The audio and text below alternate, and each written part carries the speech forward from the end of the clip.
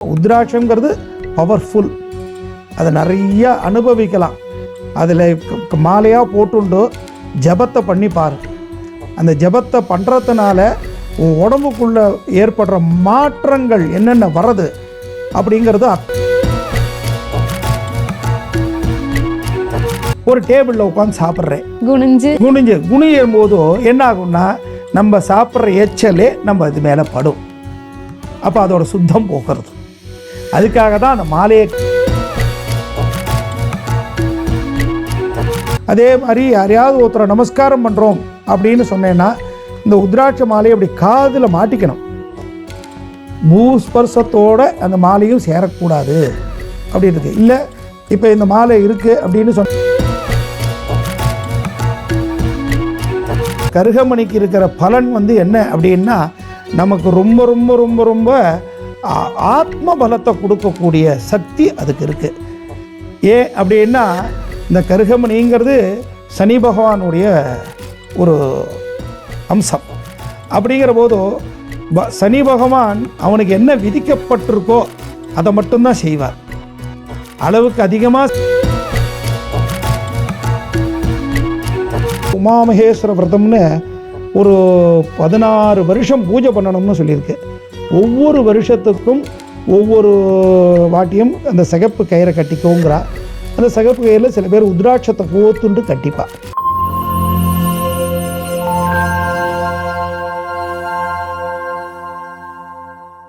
Cosmo view நேயர்கள் அனைவருக்கும் வணக்கம். இன்றைய நிகழ்ச்சியில் ஆன்மீகம் குறித்து நமக்கு இருக்கக்கூடிய சந்தேகங்களுக்கு விளக்கம் கொடுக்கறதுக்காக கீழ்கட்டலிலிருந்து வெங்கடேஷ் சாஸ்திரிகள் அவர்கள் நம்ம கூட இணைந்திருக்காரு. தொடர்ந்து நிறைய விஷயங்கள் பேசலாம். வணக்கம் ஐயா. வணக்கம். எப்படி இருக்கீங்க? நல்லா இருக்கேன் ஐயா. இன்னைக்கு நிகழ்ச்சியில இந்த ருத்ராட்சம் அப்படிங்கிறது நிறைய பேர் அணிஞ்சுக்கிறத நம்மளால பார்க்க முடியுது. இந்த ருத்ராட்சம் அணிவதற்கான விதிமுறைகள் என்னெல்லாம் இருக்கு? இந்த விதிமுறைகள் ஃபாலோ பண்றவங்க மட்டும்தான் ருத்ராட்சத்தை அணியணும் அப்படி ஏதாவது இருக்கா? கட்டாயம் இருக்குமா, நிறைய இருக்கு விதிமுறைகள்லாம். அந்த உத்ராட்சத்தை அணியிறோம்னு சொன்னோன்னா நம்ம முதல்ல சுத்தபத்தமாக இருக்கணும். சுத்தம்ங்கிறது நம்ம காத்தால வேலையில் சீக்கிரம் எழுந்துக்கணுங்கிற பழக்கத்தை முதல்ல கொண்டு வரணும். நம்ம எவ்வளோத்துக்கு எவ்வளோ நம்ம பிராத காலத்தில் எழுந்துண்டு அதுக்குண்டான ஜலங்கள்னால அதை அபிஷேகம் பண்ணி அந்த ஜலமானது நம்ம மேலே உடம்புல படும்போது அத்தனையும் மெடிசனாக ஆகிறது. அதுதான் அந்த உத்ராட்சங்கிறத போட்டுக்கிறோம். அதனால தான் அந்த உத்ராட்சத்தோடைய ஸ்நானம் இதெல்லாம் நீ பார்க்குறேன்னு சொன்னோன்னா தெரிஞ்சுக்கணும்னா நம்ம காஞ்சி மகாபெரிவாளை தான் பார்க்கணும். அந்த உத்ராட்ச மாலைகள் அத்தனையும் போட்டுண்டு ஒரு நதி ஸ்நானமோ ஒரு குளத்தில் ஸ்நானம் பண்ணும்போது அப்படியே அந்த உத்ராட்சத்தோடு முங்கி எழுந்துப்பா. ஏன்னா அதுதான் அவளெல்லாம் காப்பாற்றுறதுங்கிறது அவளுக்கெல்லாம் தெரியும். அந்த உத்ராட்சமானது ரொம்ப சுத்தபத்தம் எப்படி இருக்கணும் அப்படிங்கிறதுக்கெல்லாம் நிறைய வழிமுறைகள் இருக்குது. யார் யார் போட்டுக்கணும், யார் யார் போட்டுக்கக்கூடாது, எந்தெந்த நேரத்தில் போட்டுக்கலாம், எந்தெந்த நேரத்தில் போட்டுக்கக்கூடாது இப்படிங்கிறதெல்லாம் இருக்குமா. ஓகே, இது யார் போட்டுக்கலாம் யார் போடக்கூடாது ஐயா? கூடுமான வரைக்கும் கன்னியா பொண்கள், அதாவது அந்த ஒரு பொன் குழந்தை பெரியவள் ஆகிற வரைக்கும் அதை போட்டுக்கலாம். அந்த பெரியவள் ஆயாச்சு அப்படின்னு சொன்னால் அவளுக்கு அந்த மாதாந்திர லீவு வருது 3 நாள் தீட்டு. அந்த 3 நாள் லீவுன்னு வரும்போதோ அந்த நேரத்தை உடம்புல நம்ம எந்த விதமான ஒரு மாலைகளையும் இருக்கக்கூடாது, திருமாங்கல்யத்தை தவிர வேறு ஆபரணங்களும் போட்டுக்கக்கூடாதுன்னு இருக்குது. அந்த தங்கமாக போட்டு செயினை போட்டுன்றக்கு கூட ஒரு நெக்லஸை போட்டுக்கிறேன், ஒரு கல் வச்ச நெக்லஸ் போட்டுக்கிறேன்னு கூட போட்டுக்கக்கூடாது. ஏன் அப்படின்னா அதுக்கெல்லாம் தோஷங்கள் ஏற்படுறது. திருப்பியும் அதை நீ அனுபவிக்கும் போது என்ன ஆகும்னா அந்த தோஷம் ஒன்றை படுத்தும். அதுக்காக தான் அந்த நேரத்தெல்லாம் விளக்கத்தக்கது அப்படிங்கிறத வச்சா. அதனால தான் அந்த நேரத்தில் பொம்மநாட்டிகள் போடக்கூடாதுங்கிறதுக்காக தான். அந்த மாதாந்திர லீவு முடிஞ்சு போச்சோ, ஒரு குறிப்பிட்ட வயசாச்சுன்னா 40, சில பேருக்கு 45, 50 வயசு ஆயிடுத்து அப்படின்னு சொன்னோன்னாக்க என்ன ஆகும் அப்படின்னா அந்த லீவு முடிஞ்சு விடுறது. அதுக்கப்புறம் நீ பர்மனெண்ட்டாக நீ எப்போ வேணால் உத்ராட்ச மாலையே போட்டுக்கலாம். அப்போ உனக்கு கவலையே கிடையாது. ஆனால் இந்த உத்ராட்ச மாலையை போடும்போது படுக்கையில் படுத்துக்கப்படாது, சாப்பிடும்போது உத்ராட்ச மாலையை போட்டுக்கப்படாது. அதே மாதிரி நம்மளுடைய 1 பாத்ரூம் 2 பாத்ரூம் போகிறோன்னா இந்த உத்ராட்ச மாலையில் இருக்கக்கூடாது.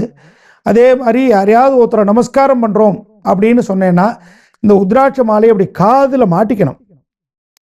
பூஸ்பர்சத்தோட அந்த மாலையும் சேரக்கூடாது அப்படி இருக்கு. இல்லை இப்போ இந்த மாலை இருக்கு அப்படின்னு சொன்னேன்னா இந்த மாலையை அப்படி பின்னாடி எடுத்து விடணும், முதுகு பக்கம் இழுத்து விட்டுட்டு அப்புறம் நமஸ்காரம் பண்ணிக்கணும். நம்ம பூமியோட பூமியாக நம்ம வந்து உத்ராட்ச மாலையை போட்டுண்டு நமஸ்காரம் யாருக்கும் பண்ணக்கூடாது அப்படின்னு சாஸ்திரங்களில் சொல்லப்பட்டிருக்கு. இப்ப இதற்கான காரணங்கள் எல்லாம் என்ன இருக்கு? காரணங்கள் என்னன்னா, அந்த உத்ராட்சமானது சிவனுடைய சொரூபம், சிவஸ்வரூபம். சிவன்கிறவர் ஆஷிதோஷின்னு பேரு.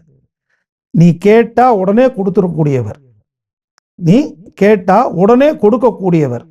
ஆனா அவரை மாதிரி ஒரு கோபதாரியும் யாரும் இல்லை, புரியுறதா? அதனால கோபத்திலையும் அவர் தான் முன்னுரிமை, கொடுக்கறதுலையும் அவர் தான் முன்னுரிமை.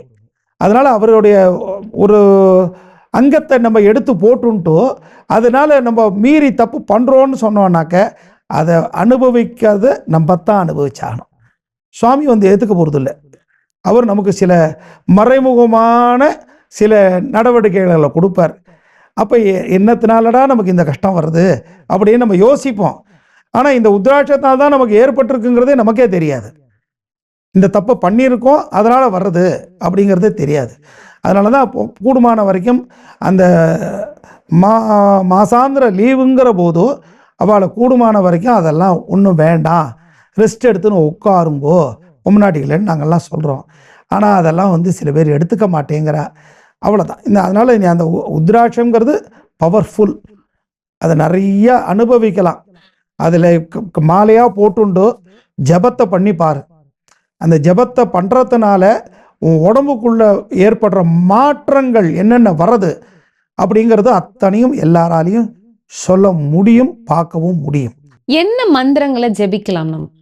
நம்ம குருநாதர்கிட்ட எந்த மந்திரமா இருந்தாலும் சரி, நம்ம குருநாதர்னு யாராவது ஒருத்தர் வச்சுக்கணும். அந்த குருநாதர் மூலமா அவாகிட்டேருந்து மந்திரத்தை நம்ம வாங்கிக்கணும். வாங்கிட்டு அதுக்கப்புறம் உச்சரித்தோம் அப்படின்னா அதுக்கு 1000 மடங்கு பலன். நம்ம என்னைக்கோ இப்போது டிவியில் வந்திருக்கு, செல்லில் வந்துடுது, இதை பார்த்து வாசித்தா போதும் அப்படின்னு இன்றைக்கி நிறைய பேர் பண்ணுறா. அப்படி கூடாது. நமக்குன்னு ஒரு குருநாதரை ஏற்பாடு பண்ணிக்கணும். அது யார் வேணால் இருக்கலாம். அதே மாதிரி தான் இந்த உத்ராட்சத்தோடு சேர்த்து ஸ்படிகம். ஸ்படிகங்கிறது நம்ம உடம்பை குளிர்ச்சியாக வச்சுக்கக்கூடியது. நம்ம உடம்பு ரொம்ப உஷ்ணமான உடம்புகள், அதனால் அந்த உஷ்ணத்தை தணிக்கிறதுக்குத்தான் அந்த ஸ்படிக மாலை.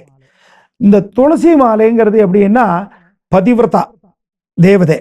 அந்த பதிவிரதாங்கிற தேவதையோட ஒரிஜினல் துளசி மாலையாக இருந்தால் தான் இதெல்லாம் எடுபடும். அதுக்கு ரொம்ப ஆச்சாரம் தேவை. இந்த இப்போ உனக்கு தெரிஞ்சுருக்கலாம், நிறைய இடத்துல பார்த்துருக்கலாம்.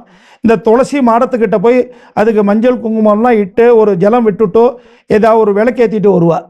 ஏன் அப்படின்னா அந்த துளசி தேவதை மாதிரி எனக்கும் பதிவிரதையாகவும் இருந்துட்டு ரொம்ப ஆச்சாரத்தில் இருக்கணும் அப்படின்னு நினைக்கக்கூடியவ.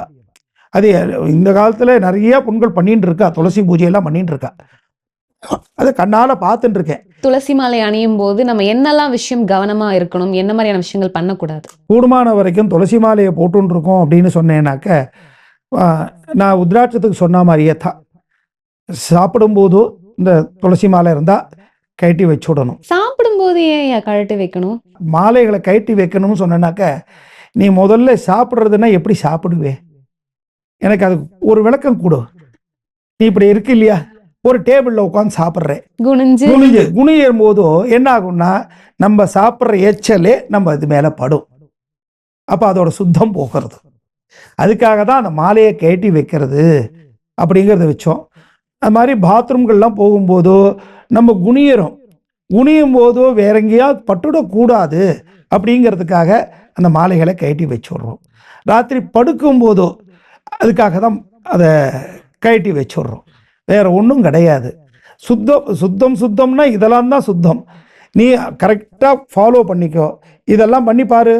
உனக்கு கரெக்டாக நான் போட்டுருக்க மாலை உத்ராட்சமாக இருக்கட்டும், ஸ்படிகமாக இருக்கட்டும், துளசி மாலையாக இருக்கட்டும், வேலை செய்கிறதா இல்லையான்னு பாரு. அடுத்ததா கருங்காலி மாலை இன்னைக்கு நிறைய பேர் ஆல்ரெடி போட்டுட்டு இருந்தாங்க, ரொம்ப ட்ரெண்டா இருந்தது. இப்ப கூட நிறைய பேர் பிராஸ்லெட்டா போடுறாங்க, பெரிய மாலைகளா போட்டுக்கிறாங்க. கருங்காலி மாலை போடுறதுனால நமக்கு ஏதாவது பயன்கள் இருக்கா ஐயா? ஆமா, கருங்காலி மாலைங்கிறது ஒரு கிரகத்துக்கு, நவகிரகம் இருக்கு இல்லையா, அந்த கிரகத்துல ஒரு கிரகத்துக்கு ஹோமத்துக்கு சமித்தாக எடுக்கப்பட்டது. அதே மாதிரி எங்களுடைய யாகங்கள்லாம் பண்ணுறோம் இல்லையா, பெரிய பெரிய யாகங்கள்லாம் பண்ணுறோம். அதுக்கு அந்த சுக்கு சுருவங்கள் பாத்திரங்கள் இதெல்லாம் கருங்காலியில் தயாரித்தா.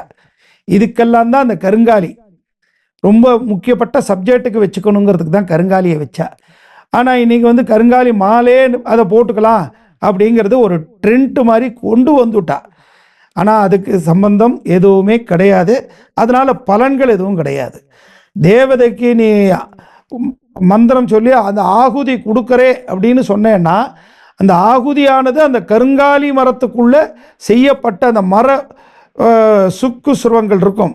அந்த அந்த அதை வச்சு அந்த மந்திரத்தினால நீ நெய்யை கொடுத்தேன்னா அது பிரத்யட்சமாக யாருக்கு போகணுமோ அவளுக்கு போய் சேர்றது அப்படிங்கிறது சாஸ்திரம். அவ்வளோதானே தவிர இந்த கருங்காலி மாலை ட்ரெண்ட்டு தான், பிராஸ்லேட்டுங்கிறது ட்ரெண்ட்டு தான். நீ என்ன வேணால் போட்டுக்கோ, வேண்டான்னு யாருமே தடுக்கலை. ஆனால் அதனால் பலன் ஏற்படுறதுன்னு சொன்னால் நம்பிக்கை இல்லை, அது மட்டும் தீர்மானம். அதே மாதிரி இன்னும் பெண்கள் நிறைய பேர் இந்த கருகுமணி போட்டுக்கிறது நம்மளால பார்க்க முடியுது. இதனுடைய சிறப்புகள் என்னெல்லாம் இருக்கு? கருகமணி அப்படின்னு சொன்னாலே கண் திருஷ்டியை எடுக்கக்கூடியது. கல்லடி பட்டாலும் படலாம், கண்ணடி படக்கூடாது அப்படின்பா. அந்த மாதிரி நம்மளுடைய கண் பார்க்குற பார்வையில் திருஷ்டி அந்த திருமாங்கல்யத்துக்குள்ள அந்த கருகமணிகள் இதெல்லாம் நீ பார்த்தேன்டேன்னு வச்சுக்கோ, கர்நாடகாவாக எடுத்துக்கோ, இல்லை ஒரிசா எடுத்துக்கோ, இல்லைன்னா ஆந்திரா எடுத்துக்கோ, தெலுங்கானா எடுத்துக்கோ, எங்கே போனாலும் சரி அவள் எல்லாருமே கருகமணி மாலை தான் போட்டுப்பாள். அதுதான் அவளுக்கெல்லாம் திருமாங்கல்யம். ஏன் அப்படின்னா யாரும் பார்த்து கண்ணு போட்டுவிடக்கூடாது அப்படிங்கிறதுக்காக தான் அந்த கருகமணியை அதில் சேர்த்துக்கிட்டா. ஒன்று. ரெண்டாவது, அந்த கருகமணிக்கு இருக்கிற பலன் என்ன அப்படின்னா நமக்கு ரொம்ப ரொம்ப ரொம்ப ரொம்ப ஆத்ம பலத்தை கொடுக்கக்கூடிய சக்தி அதுக்கு இருக்குது.